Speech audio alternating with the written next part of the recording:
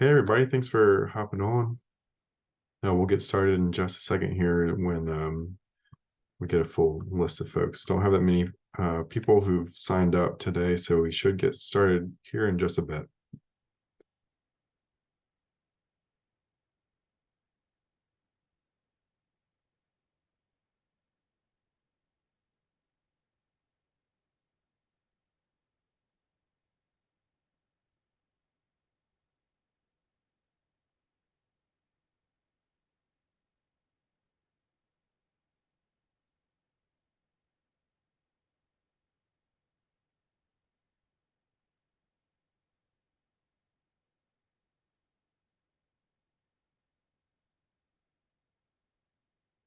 All right, I think we can go ahead and get started, and then folks can come on when they can, and yeah, let's go ahead and get going. So today we're talking about this bill HB 600 that has been passed and has been vetoed by the governor of North Carolina.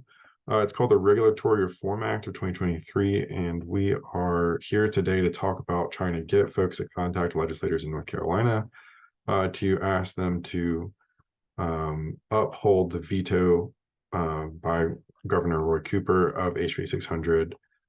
All right, let's go ahead and go to the next slide. So HB 600, like I said, is the Regulatory Reform Act of 2023. It has a bunch of other issues with it, but the main thing we're going to be talking about here today is that it creates a fast lane for pipelines that need water permits. And one of the sponsors for this bill has said that it is explicitly to help MVP Southgate. Some of the things that this does for pipelines is it forces a 60-day review period with an extra 30 for if they hold a public comment period. And it also restricts what North Carolina DEQ, the state agency, can review. And so what it's going to force them to look at is direct discharges into waterways, and instead of looking at what might happen during construction, what might happen when the pipeline is operational, or what might happen as a result of all of the impacts across the whole entire project, known as cumulative impacts. And also, like I mentioned, there's other reckless changes to other regulations, like it would allow large farms to be able to bury dead animals on site anywhere without notifying any agencies or getting approval for it instead of their normal disposal method. Next slide, please. And so going back to that 60-day review window that this would enforce, the Clean Water Act and the Environmental Protection Agency suggest 1 year as a default for reviews for large projects. Anything that needs less time than that can, but a reasonable period of time, as the EPA tells state agencies to set as a window for their state agencies to be able to review these projects. And the new changes make it so that if the state agency and the federal agency can't agree, it'll default to 6 months. But HB 600, if it becomes law, will set that 60-day window for pipeline projects, which is not enough time for state agencies to review the numerous impacts to water in the state. Next slide, please. And so just some background on MVP Southgate for folks who aren't up to speed on it. It's an extension of the Mountain Valley Pipeline mainline project, which connects fracking fields up in northern West Virginia, all the way down to southern and southwest and central Virginia. And the MVP Southgate extension would extend that gas capacity into North Carolina and through Pennsylvania County. And no construction has happened on this project yet. It's still not an inch of pipe has been laid. No trees have been cleared. It's currently missing an air permit in Virginia, and it's missing a North Carolina 401 water quality permit. And that permit has been denied multiple times by the state agency, which is why we're seeing this legislation. It's an attempt to punish the state agency for exercising their authority to not allow projects that they believe are going to harm our water in North Carolina. Next slide. And specifically on that, I want to highlight that what a water permit would do is kind of an agreement between the state agency and the developer that they will abide by state water protection laws. And during the construction of MVP Mainline, the company that is doing the construction has accumulated over 500 water quality violations. And so if HB 600 becomes law, they'll be essentially forced to give a permit to a company that is unable to comply with state water protection laws. Next slide. And what those impacts might look like in North Carolina is it will impact major rivers like the Dan and Hall and several of the different rivers that feed into it or come out of it, like the Hyco. It'll impact major drinking water sources like Jordan Lake Reservoir, which supplies the drinking water for the Triangle region of North Carolina, as well as numerous wells and other rivers that communities and individuals and towns pull water off of throughout the whole entire route. And so I want to also say that two of the things that are requiring this to have an individual 401 permit is that it would also impact over 17,000 linear feet of streams in North Carolina, which is enough of a flag for them to require an individual 401. And it would also impact over 6,500 square feet of open waters and up to 14 acres of wetlands in North Carolina, which have lost some of those protections due to changes to the Clean Water Act. So if you think about those linear feet crossings, that's not how long each of these rivers are. It's where the pipeline crosses at the shortest point and goes directly across it. So you can think how many different streams, rivers, and lakes and wetlands that this project will cross, and having to fast track this permit is untenable. Next slide, please. And so we talked about the water impacts here, but just want to also flag some of the human impacts that this project would have. During the comment period for an extension of a federal permit that this project is required to have, both Governor Cooper and two of our federal level representatives have weighed in on it. And just want to flag from several of their comments that the MVP Southgate would impact family farms, private landowners, environmental justice communities, and it would also put folks in North Carolina on the hook for paying for this project, no matter what benefit it might provide. Continue. Next slide. So today, what we're asking for folks to do is to call into North Carolina legislators. And so if you go to this link, which is, if we can get that dropped into the chat, I can do it.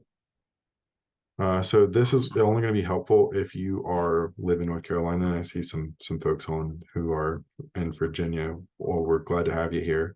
But if you go to this link, what it will do, you'll input your address, and this is only helpful again if you're in North Carolina, and it will send you a call, and you'll hear a recording from our new North Carolina field coordinator, Naomi Albert, that explains what kind of a message you should leave for your legislator, asking them to uphold the veto of HB 600. And it'll directly connect you to your legislator. And if you are not in North Carolina, if we can go to the next slide, something you can do is go in to ncleg.gov/find your legislators. We'll drop that link in the chat as well.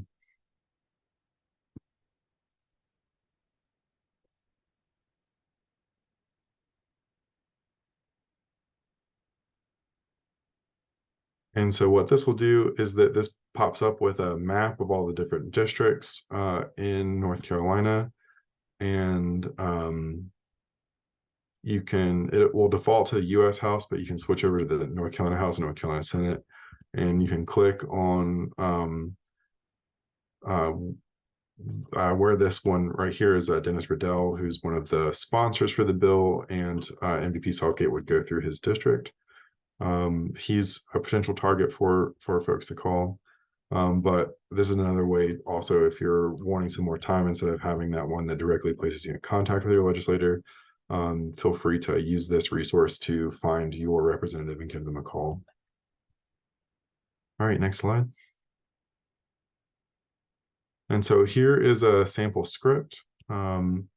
And so feel free to use either of those two links that we provided earlier, either the one that will send you directly in contact with your legislator, or give them a call at a later point, and just introduce yourself, say who you are, say where you live in North Carolina, or if you don't mention that, and ask to uphold the governor's veto of HB 600.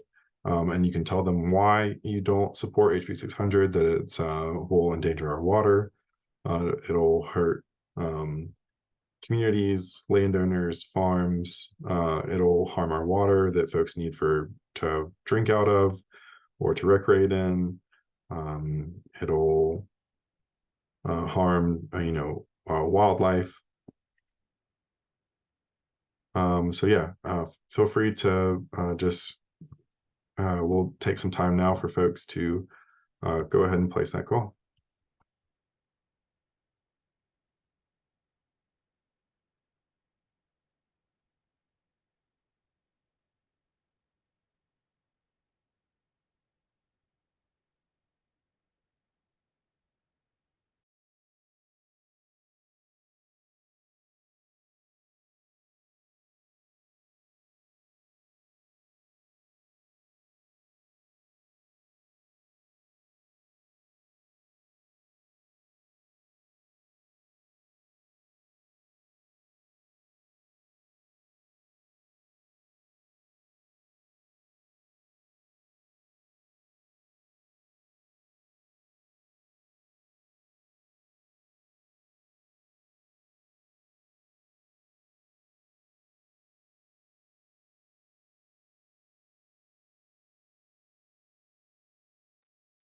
Jess, can you go back a slide?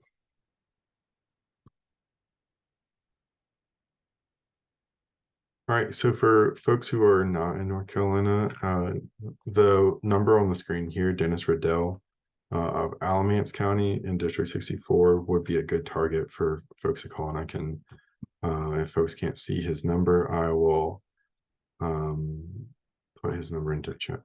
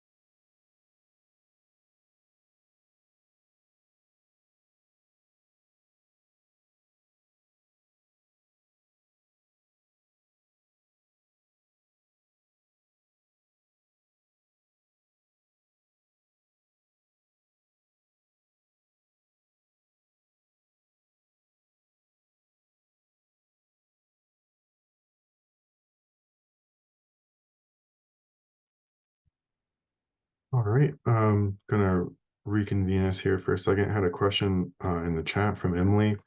The call-in action will only direct you to your representative, since that's the better target for us to try and get this veto upheld. But if you use that link that goes to the ncleg.gov/find your legislators, it will come up with you can put your direct address and it'll tell you who your senator is, or you can use that map and switch to the NC Senate page and click. You can zoom in on it and click where you are, and it'll tell you who to call. So yeah, we can go to the last slide. I just want to say thanks everyone for showing up today. Please spread the word about this call-in action and this opportunity.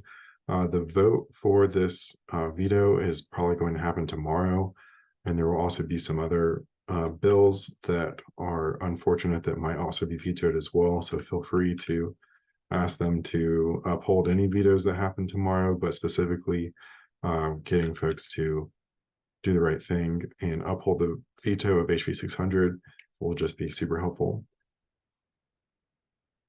Thank you so much for your time today, and I hope you'll have a great rest of your day.